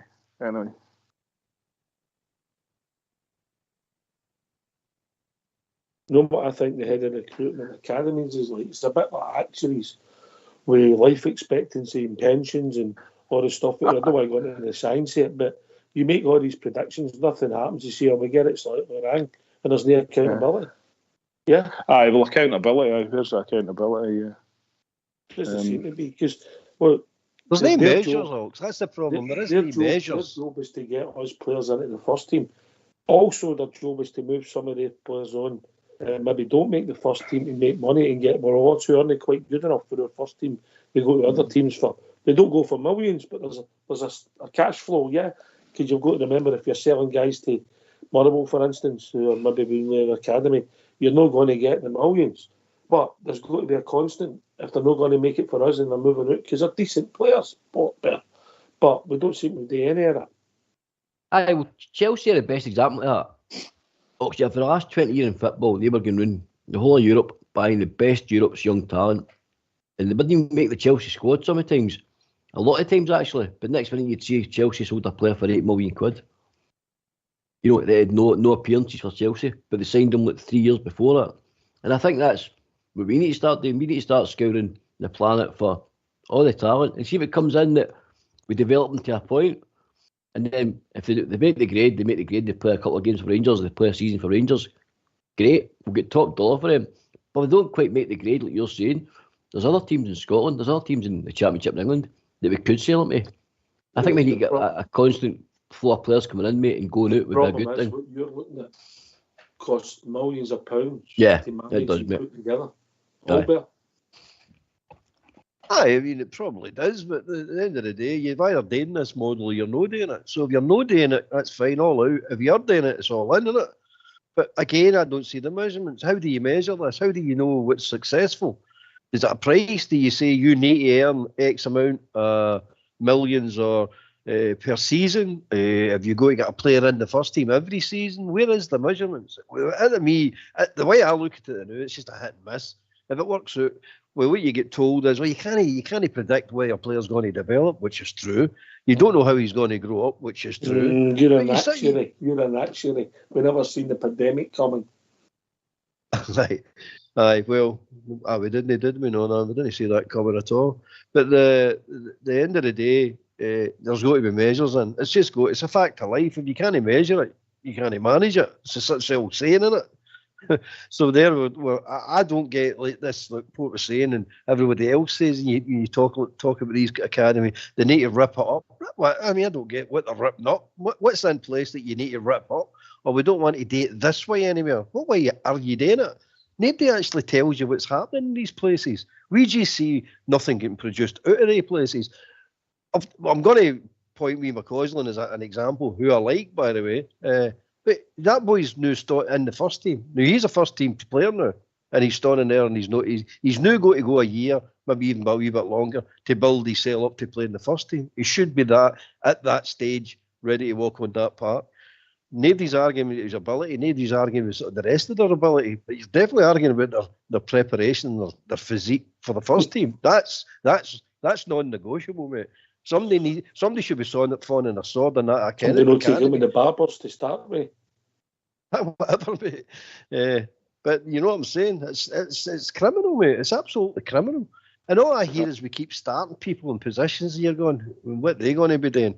But some of these things and some of these facilities you need is a mandatory for European football. This is UEFA's model. Here's a wee bit of an idea. All right, let's hear that. The top beaks at Ibrox go to have a look and see who's got the best academy in world football, and just go and copy that. Not too difficult, is it? Well, that moves. That moves if you look at the state agents. Well, the state. Aye. I know what you're saying, but Bill Ajax is always up there, aren't they? They're always up there, so they can't be doing something that isn't too wrong. They've They've got to be doing. about their club at this point in time, yeah. Yeah, but they're constantly bringing through players, Aye. and that's the Raw kind of market material, we're looking at. Aye. It's the raw material, mate. That's basically Aye. Oh well, you're right. You're right. You're a wise old man. How old are you anyway? Are you as old as I think? 60. Oh, you're not an old man. You're still a young man. 67's a new 35. I'm going to the dancing in the weekend. I need to look at a sparkly top now. A sparkly top, aye, a glitter ball and a chip. Don't pick any of your tunes out. Aye. No, don't do that. But these things, I think, because I think sometimes, like Port was saying, that you look at the Chelsea model, that's great. They can afford to sell a player that's nondescript for 8 million. So maybe then we have to look at that same model, but the players that we're selling are for 100,000, 200,000, 300,000. And if that's working well for us and it's generating money and it's allowing players to come through 1 or 2 a season to first team roles, that you might get a 3 or a 4 million, or even like a Patterson, a wee bit more, that's great as well. But if you're constantly changing it and we've not got that continuity and there's nobody coming into the team, I mean, you're looking at the young Northern Irish boy, he's in the team who needs must really, isn't he? I mean, he's not done nothing since the other day there when he came on. He wasn't very good either. We're all wanting him to succeed. I want him to succeed, but I just don't think he's got it. Is he one of the players that's got to take us to the next level? I don't think so. Is he one of the players that he can take himself to the next level? I don't think so. Mm-hmm. I'd be interested if he scores. I definitely don't think he's an outside right. I think he would play in a decent team and get involved in the play. He's got intelligence, physically. See the other day there, Ox, when they had that boy 2 or 3 times on the wing, he had the ball and he was kind of between the corner flag and the 18-yarder, or maybe 10 yards off the byline. Nothing happened. And he didn't drive. I'm saying drive forward into the box. And he passed it left or he passed it right to Cantwell or Tavernier or something. He just, where is that? If you've got that imagination, and I can't play football, but I'm saying drive. I know what I would be doing. I would get put in my arse, but he's a professional football player. He should be driving in their positions. No matter what the coach is telling him to do, he's in a position, he's in an attacking position, he's an attacking player, but he's not attacking. That tells me something straight away, you know. You're talking that's what I'm saying. One at a time, boys. One at a time. You should know better. Yep. Right. Bridgeman for used to being. Can you come, Bridge?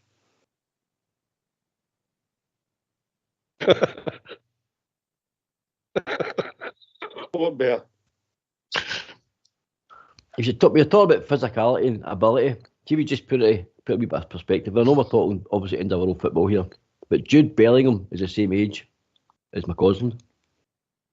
And look at, you're talking about physicality and how people get their youth development and that off. So look, he came through at Birmingham at 16 and went on basically a tour of Europe to decide who he wanted to play for. They picked Dortmund. But just look at the physicality of that boy, because there was obviously time and effort put into building him up into an athlete, you know, to go and make that next level. And Clemont touched on that in regards to your youth development as well. He's already said there's a few players that are a bit slight, you know, need to be sometime in the gym. I think that was that last interview or something. Clemont's and Diamandi, he's not exactly. Yeah, no, he's not. Is he? No, he's not. He's not. He needs a. We change the menu. Start feeding them more chicken. Let's go. Put that in the boy. Aye, fish suppers. Put that in the boy. A plain loafer. Well, see McCausland. A plain loafer. And Sunday there, guys. McCausland with Tondo and Silva, too timid. That's what their problem is. They're too timid.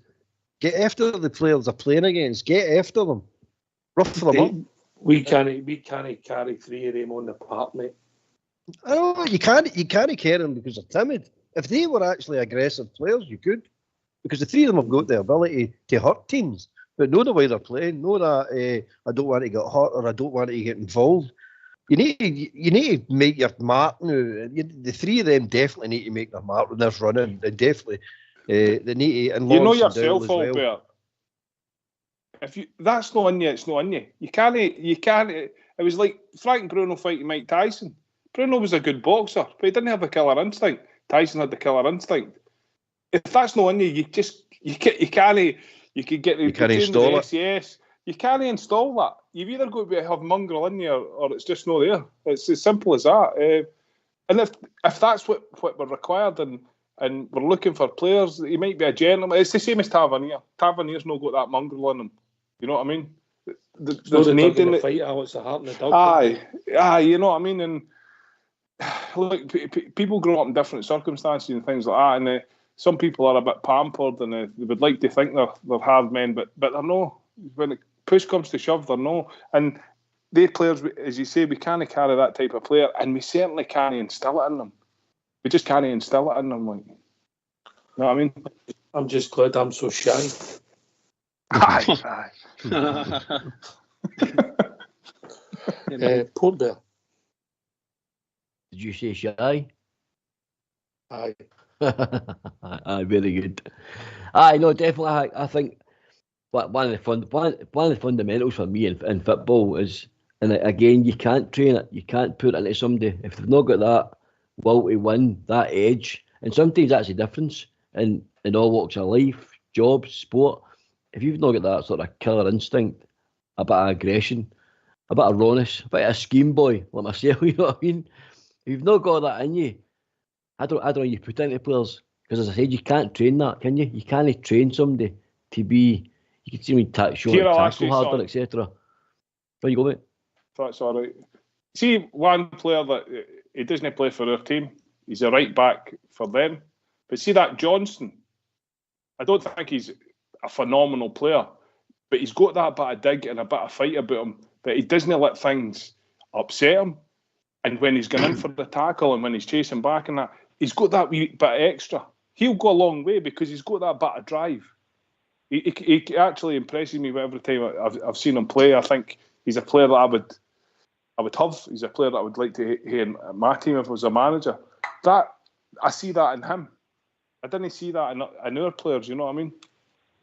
I know. If Johnson did what he does, if he played for the Rangers and did what he does with the Celtic, he'll be red carded constantly. Well, that's fine. But you know what I'm talking about, Bridge, though. Yes, I understand. That's what I'm talking about. You've got to remember which team you're playing for, you know, and the rules and regulations and the people that make the rules and regulations. Right, but have you seen that as well, Bridge? Because you've seen a lot of football in your time. Have you seen that yourself, and that guy, and that player? You've recognised something in him. Aye. Johnson's no bad football player, but I'm trying to say to you, as far as I'm concerned, I understand he gets away with it. But you need that as well. But he gets away with it and playing for Celtic, and a lot of players do it with the Rangers as well. But nothing as bad and wild as what Johnson does. It's just incredible. However, I'm taking nothing away, but I know he's a good player, but I don't think he's a quality player in any way, shape or form. No. He's got across here, boys. He's got across here, boys. We're joined by a caller. I think we're joined by Bob here. How you doing tonight, mate? Oh, I'm doing all right. How you getting on the right, boys? I hear you talking about Rangers strikers earlier on. About great Rangers strikers earlier on. I had to come in and do my bit. When I was a laddie, I'll show you my age. When I was a laddie, I saw Kitchen Brand play. And like you say, Bridge there, he wasn't a great football player, but he was a muscle-bound man that could get on the end of things. That like Kitchen Brand. I mean, he ran out the park at the Easter Road. He actually went over the dike. All you see was a big pair of feet sticking up, but that was a long time ago. But after that came Gates, here's big for me.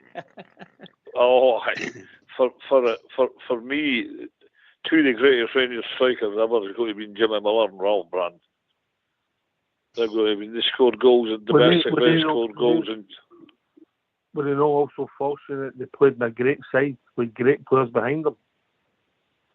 Oh, they played in a great team. Hawks played in a great team. Scott McMillan, Miller, Brandon Wilson, Henderson, McMillan, Brandon Wilson. Oh, they played in a great team. But at the end of the day, great teams are about great players, and they were great strikers like M&B. And along came the great Jim Forrest. He scored a hell of a lot of goals on Rangers and all.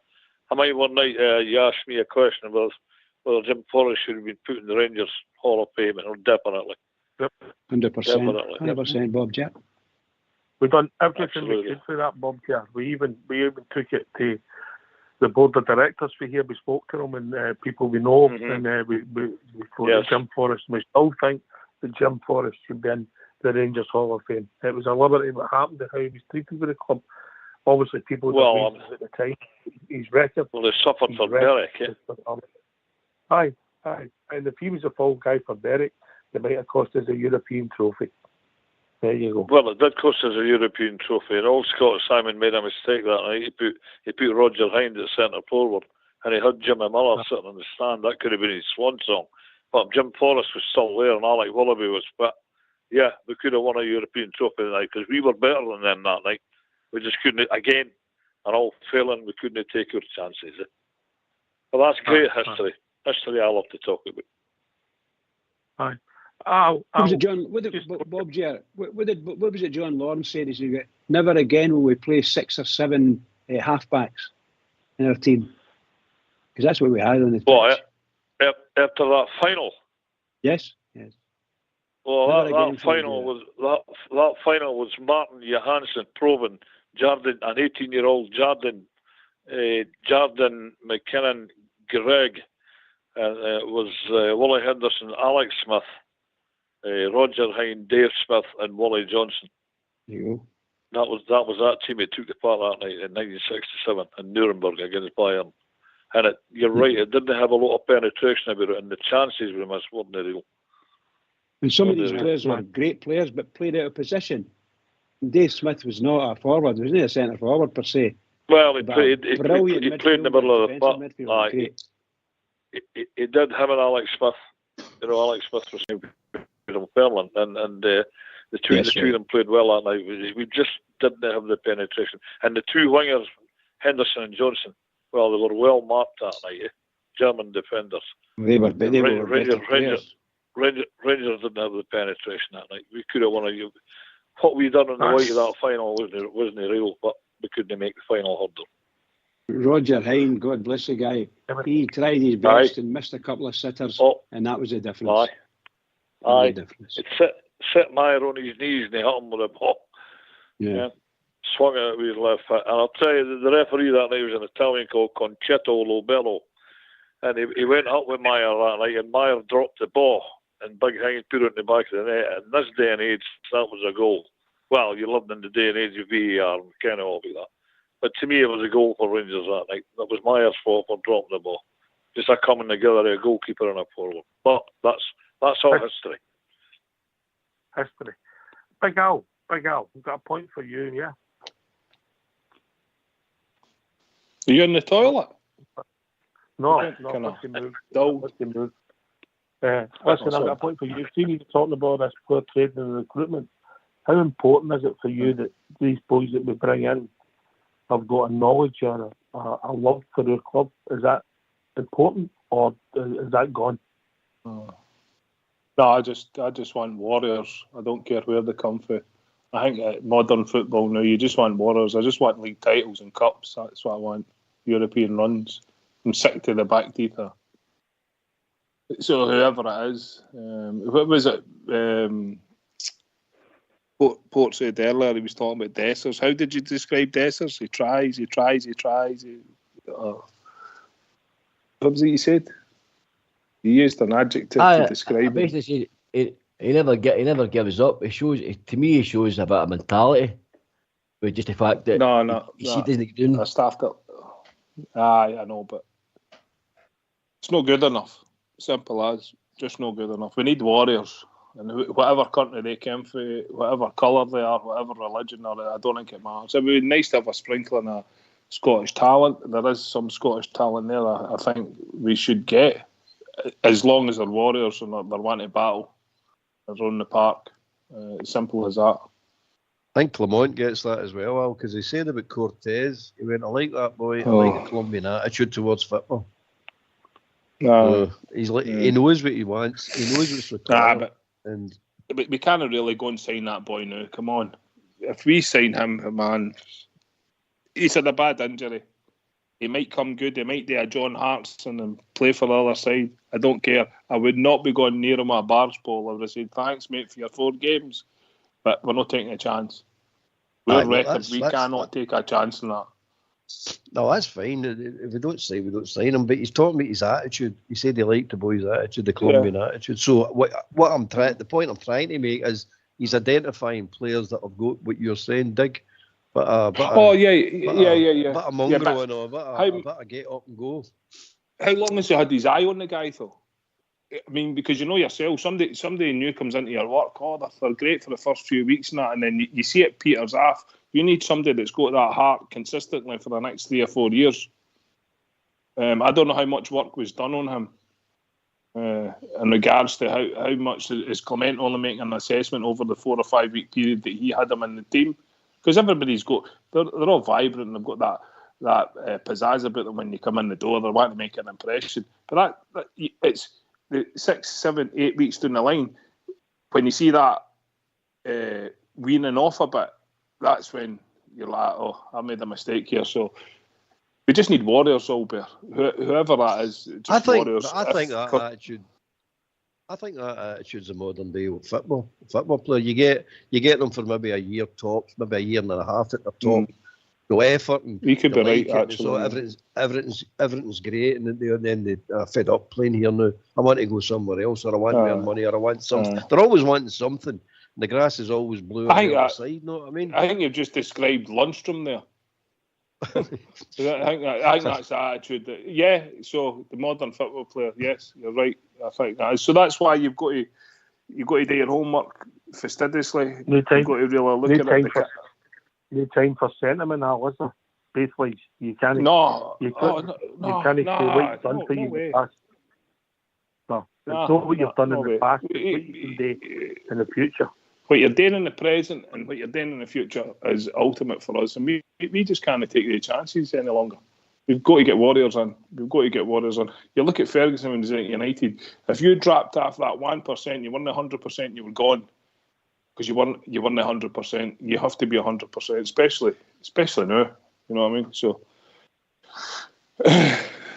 that's just the way I feel about it. Bob Gerrard style there about Brett getting blue noses in the team. Yeah, we've talked to the young McCausland tonight. We're short of them, aren't we? We are short of them. We're short of them as we've ever been. I can't you the point you're making. They play the total majority of your games in Scotland here with the inclement weather.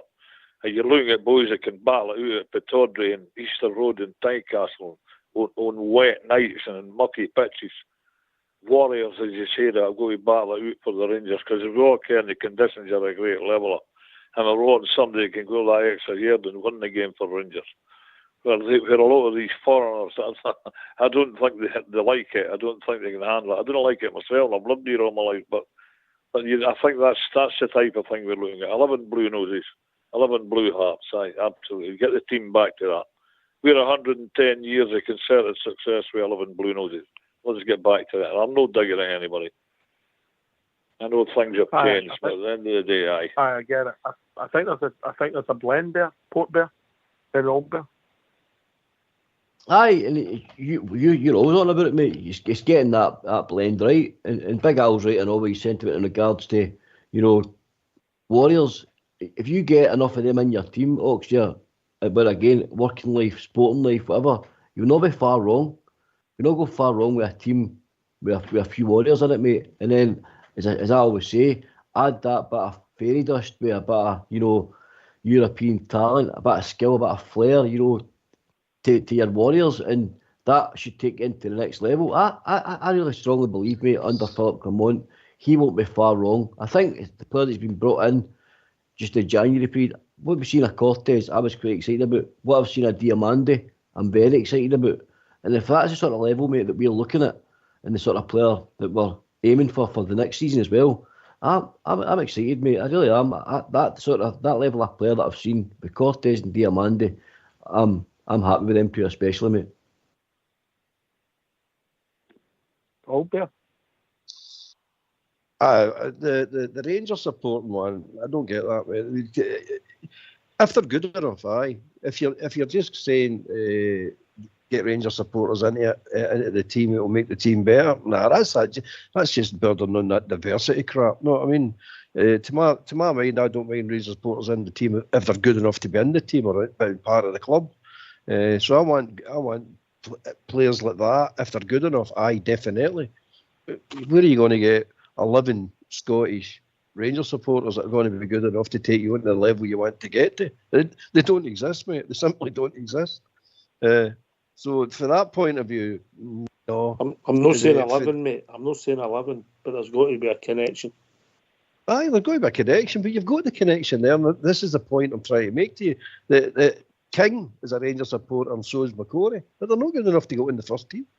You've got two sitting there. You've got three counting Suter on the park. You've got Jack sitting in the stand. There's 4 or 5 right away, and it's still McCausland. Right, there's 5 or 6.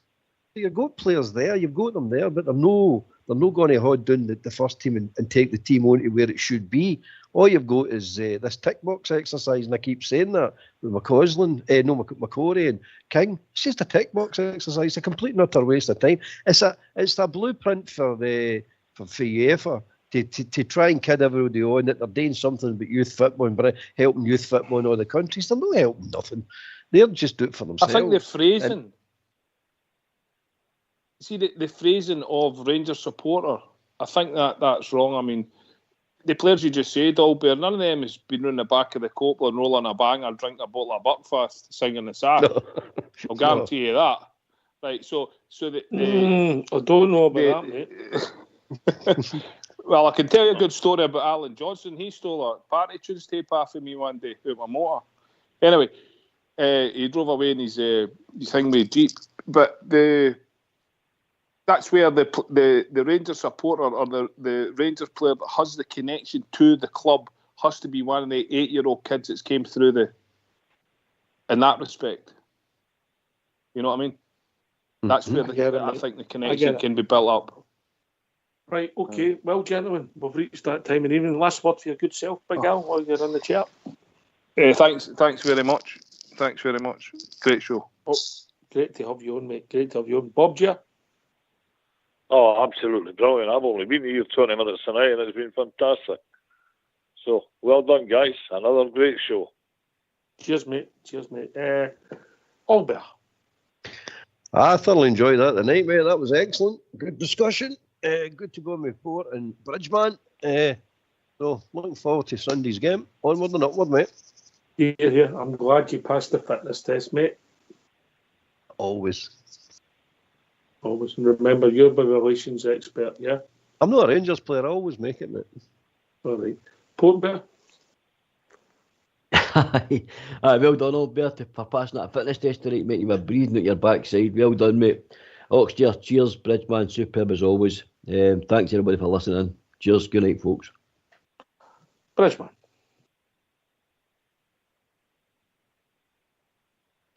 Bridgeman?